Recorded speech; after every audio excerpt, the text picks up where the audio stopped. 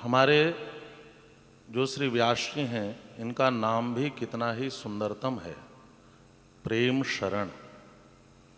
जो स्वयं प्रेम की प्रतिमूर्ति हो, जो स्वयं प्रेम स्वरूप हो, जो स्वयं प्रेम को प्रकट करने वाला हो, वह यदि प्रेम भूमि मिथिला की कथा का परिवेषण करे तो उससे सुंदरतम और सरसतम कर भी कौन सकता है।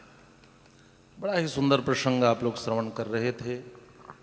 मिथिला प्रेम की भूमि है, प्रेम की भूमि की चर्चा, और वक्ता भी श्री प्रेम शरण जी महाराज। वस्तुतः समझने वाली बात यही है कि प्रेम क्या है। मिथिला की भूमि तक पहुंचना भी बड़ा आसान नहीं है। हमारे मिथिला के संत हों या ब्रज के संत हों, दोनों प्रेम की पूर्णतम परिचर्चा करते हैं, और वह कहते हैं कि भगवान के अनेक अवतारों में दो अवतार मुख्य रूप से हुए, श्री रामावतार और श्री कृष्णावतार। और दोनों अवतारों में लीला वैचित्री की दृष्टि से भले ही कोई रस भिन्नता दिखाई दे, रस वैचित्री की दृष्टि से भी कुछ भिन्नता दिखाई दे, लेकिन तात्विक दृष्टि से दोनों अवतारों की कथा एक ही लीक पर चलती दिखाई देती है। भगवान श्री कृष्ण को प्रेम भूमि रास तक पहुंचना है, और भगवान श्री राम को प्रेम भूमि मिथिला तक पहुंचना है। प्रेम की भूमि में पहुंचने के लिए कुछ निश्चित अर्हताएं चाहिए, कुछ योग्यताएं चाहिए। प्रेम की भूमि तक पहुंचना बड़ा आसान नहीं होता। भगवान श्री राम ने सबसे पहले ताटका का वध किया, और भगवान श्री कृष्ण ने सबसे पहले पूतना का वध किया। हमारे आचार्यों ने दोनों को अविद्या माना है। जब तक जीवन की अविद्या का नाश नहीं होगा, तब तक हम प्रेम की भूमि तक पहुंचने के अधिकारी नहीं होंगे। इधर राम जी ने सुबाहु का वध किया, और उधर कन्हैया ने सक्टासुर का वध किया। दोनों देहाभिमान है। जब तक हम अपने को देह मानते रहेंगे, जब तक हम अपने को शरीर में स्थित मानते रहेंगे या अपने को देहवादी बनाए रहेंगे, तब तक हम प्रेम की भूमि में पहुंचने के अधिकारी नहीं होते। और अब एक अंतिम बात कहूं, दोनों जगह समस्या इंद्र ने उत्पन्न की। श्री कृष्णावतार की लीला में वर्षा करके पूरे ब्रजमंडल को बहाने का षड्यंत्र किया। आहा हा, आइए पधारिए। हमारे श्रीधाम अयोध्या के बड़े ही प्रकृष्ट विचारक भी हम कह सकते हैं, और हमारे संत श्री राजू दास जी महाराज, जिनका नाम पूरे देश में जाना जाता है। और अयोध्या और श्री राजू दास जी का बड़ा ही अभिन्न संबंध भी है। ये अयोध्या को पूरे देश में प्रकाशित भी करते हैं। ऐसे हमारे हनुमानगढ़ी के संत श्री राजू दास जी महाराज अभी अभी यहाँ पर हम सबको दर्शन दे रहे हैं। और अयोध्या की कथा का यही लाभ भी है। कथा का फल क्या है? कथा का फल है भगवान का दर्शन हो जाए। और भगवान के दर्शन का फल क्या है? कहा ऐसे संतों का दर्शन हो जाए। ते ही फल कर फल दर्श तुम्हारा, सहित पयाग सुभाग हमारा। आगे चलकर भरद्वाज जी कहेंगे, आप भी कथा प्रसंग में सुनेंगे। तो निवेदन कर रहा था कि ब्रज की भूमि में इंद्र ने ब्रजमंडल को बहा करके समस्त ब्रजवासियों को मारने का षड्यंत्र किया। और यहां भी रामावतार की लीला में भी इंद्र ने एक स्त्री को पत्थर बनने तक पहुंचा दिया। देवी अहल्या को पत्थर बनना पड़ा। वहां भगवान श्री कृष्ण ने गोवर्धन को अपनी कनीयश अंगुली पर उठाकर इंद्र का समन किया, और यहां राम जी ने पाषाणिवत हो चुकी अहल्या को चेतन किया और फिर मिथिला में प्रवेश किए। इसका तात्पर्य यह है कि इंद्र भोग की वृत्ति है। जब तक जीवन में भोग का समन नहीं होगा, तब तक हम प्रेम की भूमि में पहुंचने के अधिकारी नहीं होंगे। कोई प्रेमी ही नहीं होगा, बहुत से ऐसे लोग हैं। लेकिन उनसे पूछा जाए कि भाई साहब प्रेम कहते किसको है, तब बड़ा मुश्किल हो जाएगा। क्या प्रेम को बतलाया जा सकता है? और प्रेम यह 2.5 अक्षर का शब्द सुनने में जितना आसान है, समझने में उतना ही कठिन भी है। गोस्वामी तुलसीदास जी तो कहते हैं हरि व्यापक सर्वत्र समाना। भगवान हर जगह व्यापक हैं, हर कण में व्याप्त हैं। प्रकट कैसे होंगे? तिल में तेल व्याप्त है, सरसों में तेल व्याप्त है, दूध में मक्खन व्याप्त है, वैसे ही परमात्मा हर जगह व्याप्त है। दूध में मक्खन दिखाई देता है क्या? तिल में तेल दिखाई देता है क्या? लेकिन होता है कि नहीं? ऐसे ही हर कण में ईश्वर विद्यमान है, तो दिखाई क्यों नहीं देते? का उसके लिए कुछ करना पड़ता है। दूध का मक्खन तब प्रकट होता है जब हम उसका मंथन करते हैं। तिल से तेल कब प्रकट होता है? जब उसको पेरते हैं।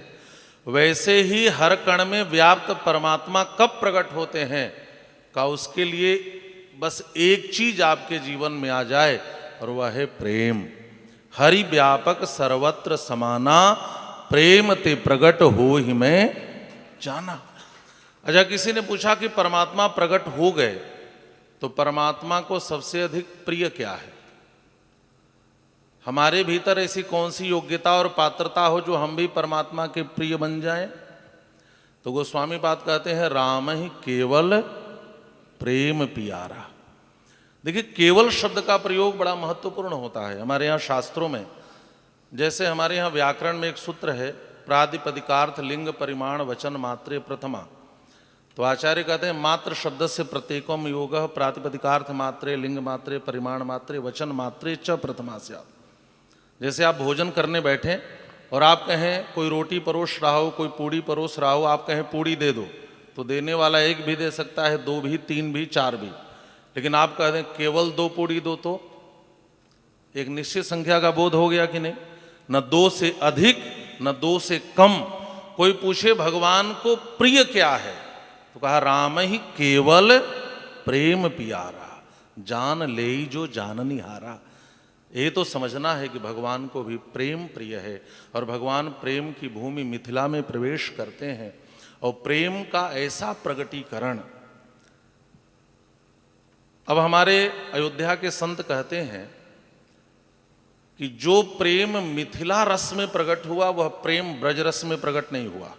बाप ये मत कहना कि लोग अयोध्या वासी हैं इसलिए ऐसा कह रहे हैं। जो प्रेम मिथिला में दिखाई देता है वह प्रेम ब्रज में भी नहीं दिखाई देता। क्यों? क्योंकि ब्रज के प्रेम में स्वसुख की कामना है और मिथिला के प्रेम में तत्सुख की कामना है। ब्रज की गोपियों ने जब भगवान श्याम सुंदर को देखा तो उनके मन में कौन सी कामना आई? नंद गोप सुतम देवी पतिम में कुरुते नमः। यह नंद का छोरा मुझे पति के रूप में प्राप्त हो जाए। और सारी गोपियां कात्यायनी महामाये महायोगिन्यधेश्वरी अर्चना करने लगी, प्रार्थना करने लगी। हर गोपी श्री कृष्ण को पति के रूप में पाना चाहती है। लेकिन हमारे राम जी मिथिला गए तो एक भी मिथिलानी ने यह कहा कि यह दूल्हा मेरे योग्य है।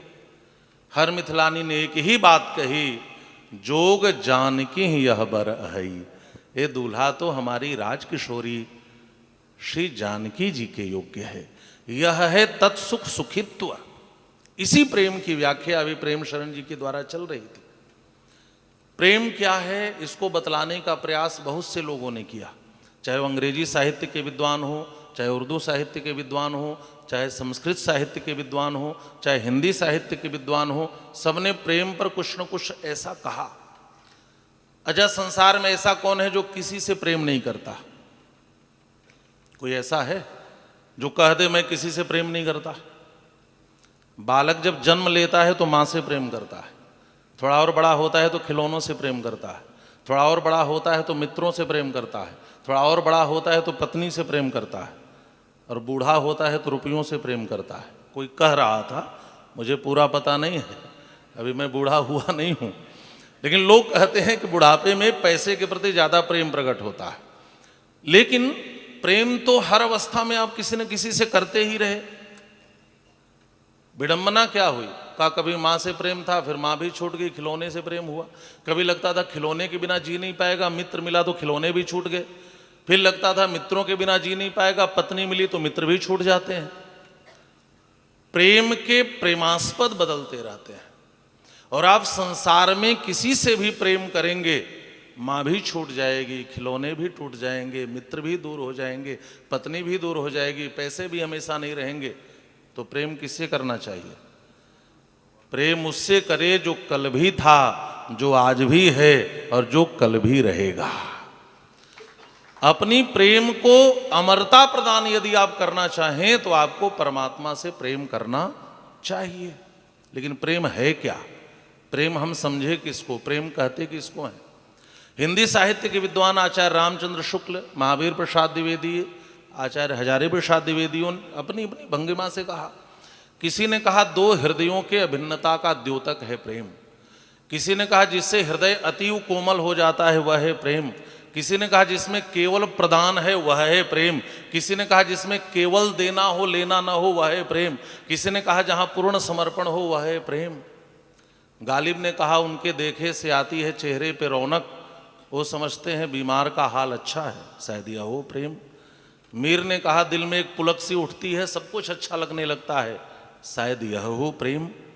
कबीर साहब ने कहा पोथी पढ़ पढ़ जगमुआ पंडित भयान कोय, ढाई आखर प्रेम का पढ़े सो पंडित होए। मीरा ने कहा रे मैं तो प्रेम दीवानी, मेरा दर्द न जाने कोय, घायल की गति घायल जाने जो कोई घायल होए। खुसरो ने कहा खुसरो दरिया प्रेम का उल्टी वाकी धार, जो उबरा सो डूब गया जो डूबा सो पार, यह है प्रेम। अंग्रेजी साहित्यकारों ने तो कह दिया love is God, God is love.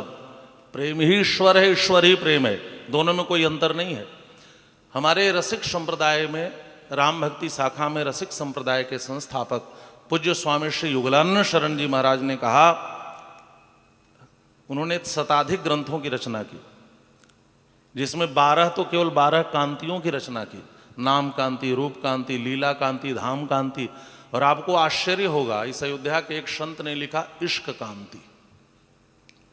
और ऐसे संत नहीं है, उसी परंपरा के संत हुए पंडित जानकीवर शरण जी महाराज, जिनका दर्शन करने स्वामी विवेकानंद जी आए थे। उन्होंने पूछा कि ईश्वर हैं, इसमें क्या प्रमाण है? तो श्री जानकीवर शरण जी ने कहा हम जो चाहते हैं वह नहीं होता, इससे बढ़कर ईश्वर की सत्ता होने में दूसरा प्रमाण क्या हो सकता है? आप विचार करें। कोई एक सत्ता है जो सबको नियंत्रित करती है, सूर्य का समय से उदय हो जाना, समय पे अस्त हो जाना, हवा का निरंतर चलते रहना, झरनों का निर्झरित होना, कोई तो ऐसा नियामक है जो सबको नियंत्रित करता है। तो श्री युगलानंद शरण जी महाराज ने लिखा कि वह कहते हैं कि इश्क चमन महबूब खूब बर बुलबुल बेगम नच्चा है, सबो रोज माशूक खोज कर सो आसक रस रच्चा है, युगलानन्य बिना लच्छनी भजन भावना कच्चा है, शायद यह हो प्रेम। फिर कहते हैं कूद पड़ो दरियाव इश्क में तब जानोगे प्यारे। प्रेम को समझना इतना आसान नहीं है, पहले इश्क की दरिया में उतरना पड़ेगा। कोई सरयू जी के भीतर खड़ा हो जाए, कोई बाहर खड़ा रहे, कोई पूछे बाहर से पानी कैसा है, तो भीतर वाला कहे कि ठंडा है, तो बाहर खड़ा व्यक्ति पूछे कि ठंडा कैसा होता है, तो कहे कि शीतल है। वो पूछे शीतल कैसा होता है, तो कहे बड़ा कूल है। तो पूछे भाई साहब ये कूल क्या होता है, तो क्या कहेगा? वो कहेगा आप भी जरा सरयू जी में उतर आओ, आप भी समझ जाओगे। तो बाहर से कोई पूछे प्रेम कैसा है, तो प्रेमी बता नहीं सकता। कोई मीरा से पूछे प्रेम कैसा है तो 2 आंसू बहा देगी। अभी आप कथाक्रम में देख रहे थे, आप लोग भी भावुक थे। इन आंसुओं की शाब्दिकता को कोई अभिव्यक्ति दे सकता है क्या? आंसुओं की कोई भाषा हो सकती है क्या? लेकिन यह प्रेम की उत्कृष्टता में प्रकट हो जाते हैं। प्रेम क्या है? देवर्षि नारद ने भक्ति सूत्र में बहुत कुछ कहा, गुण रहितम कामना रहितम, और अंत में क्या कहा? अंत में कहा तत्सुख सुखित्वम प्रेम लक्षणम। हम जिससे प्रेम करें उसकी प्रसन्नता में प्रसन्न होना ही प्रेम है। यह है प्रेम। जब राम जी ने कहा भरत तुम जो कहोगे मैं वही करूंगा, तो भैया भरत ने एक बार भी नहीं कहा कि राघव भैया वापस चलो। कहा है क्या? भैया भरत ने एक ही बात कही, जही विधि प्रभु प्रसन्न मन होई, करुणा सागर कीजिए सोई। आपकी प्रसन्नता जिसमें हो राघव भैया, मैं वही करूंगा। यह है प्रेम। और मिथिला की एक भी सखी ने यह नहीं कहा कि यह दूल्हा मेरे योग्य है, जोग जानकी यह बर है। यह तत्सुख सुखित्व है। और किसी ने पूछा कि यदि राम जी का विवाह सीता जी से हो जाए तो तुम्हें क्या मिलेगा, तुम्हें क्या हासिल होगा? तो मिथिला की सखियों ने कहा, पुर नारी सकल पसारी अंचल, विदे बचन सुनावहीं, ब्याही चार्यु भाई यही पुर, हम सुमंगल गावहीं। जब श्री सीताराम जी का विवाह होगा ना, तो उस विवाह में हमें गीत गाने का अवसर मिलेगा। और भगवान के विवाह में गीत गाने को मिल जाए तो यह उपनिषदों में वर्णित भूमा सुख से छोटा सुख नहीं है। यह उतना ही सुख है जितना उपनिषदों में भूमा सुख का वर्णन किया गया, ब्रह्मानंद का जो सुख है। क्या है प्रेम? प्रभु श्री राम ने कहा, पूरे विवाह की चर्चा आपने सुनी है, कि मिथिलानियों बताओ तुम्हें क्या चाहिए। मैं अभिभूत हो गया तुम्हारी भावनाओं को देखकर। तो आप सुने होंगे, है तो मिथिला की भाषा का शब्द मैथिली में, लेकिन आप अर्थ समझ सकते हैं।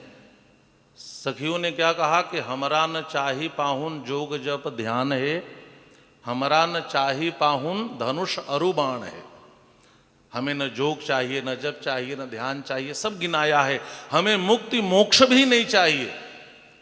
तो राम जी ने पूछा कि आखिर आप लोगों को चाहिए क्या?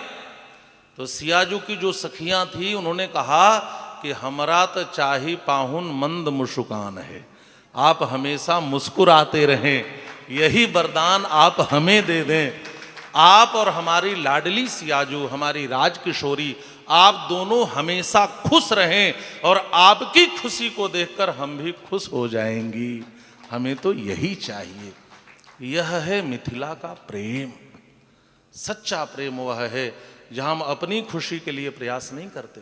हम कहते हैं राम जी से बड़ा प्रेम है, और जीवन में दुख आया तो महाराज जी हमने अगरबत्ती दिखाना बंद किया, बड़ी श्रद्धा थी, रोज पूजा करता था, मेरा एक काम नहीं हुआ। यही है प्रेम?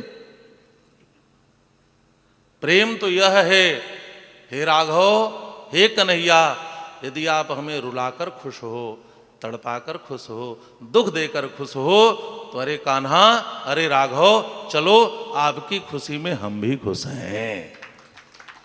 यह है प्रेम, जिसका दर्शन हमें मिथिला के इस विवाह प्रसंग में होता है। भगवान की 5 लीलाओं में प्रमुख लीला विवाह लीला ही मानी गई। सभी लीलाओं में किसी न किसी का अभाव है। अभी हमारे प्रेम शरण जी व्याख्या कर रहे थे। बाल लीला में सीता जी राम जी के साथ नहीं है, वन लीला में भैया भरत साथ नहीं है, रण लीला में अयोध्यावासी साथ नहीं है, राज्य लीला में महाराज श्री दशरथ दुनिया में थे ही नहीं। एकमात्र ऐसी लीला है विवाह लीला जिसमें किसी का कोई अभाव नहीं है। इसलिए गोस्वामी पाद कहते हैं, एक यह मंगल महा, और सारी लीला मंगल की लीला है, लेकिन राम जी के विवाह की लीला महामंगल की लीला है। जो भी इस महामंगल की लीला को सुनता है, इसका फल क्या है? का सिय रघुवीर विवाह जे सब प्रेम गावहीं सुनहि, तिनके सदा उछाह मंगलायतन राम जस। जो भी श्री सीताराम जी के विवाह का आज वर्णन सुने होंगे, उनके जीवन में हमेशा खुशियां बनी रहती हैं, उछाह उत्साह उत्सव बना रहता है। और यही तो प्रेम है। आपके जीवन में हमेशा प्रसन्नता बनी रहे, आप हमेशा खुश रहें, आप भगवान के भाव में भावित रहें। यही बात बारंबार यह शास्त्र भी हमें सिखाते हैं, संत भी यही सिखाते हैं, और सारे विचारकों ने भी यही बात कही, राम ही केवल प्रेम पियारा, और प्रेम ते प्रगट हो ही मैं जाना। ऐसे प्रेम शास्त्र श्री रामचरितमानस की कथा आप सुन रहे हैं और श्री प्रेम शरण जी महाराज से सुन रहे हैं। ये बड़े ही मर्यादित वक्ता भी हैं और कथा भी मर्यादा पुरुषोत्तम की है। बड़े ही संकोची स्वभाव के भी हैं, जहाँ तक मैं इनको जानता हूँ। तो ऐसे वक्ता के द्वारा कथा सुनना और अयोध्या की धरती पर बैठकर कथा सुनना, यह आप सबका परम सौभाग्य है। आपके लिए भी मंगल कामना। और व्यासपीठ पर बैठे श्री प्रेम शरण जी के लिए भी मैं कहूँगा वर्धताम अभिवर्धताम।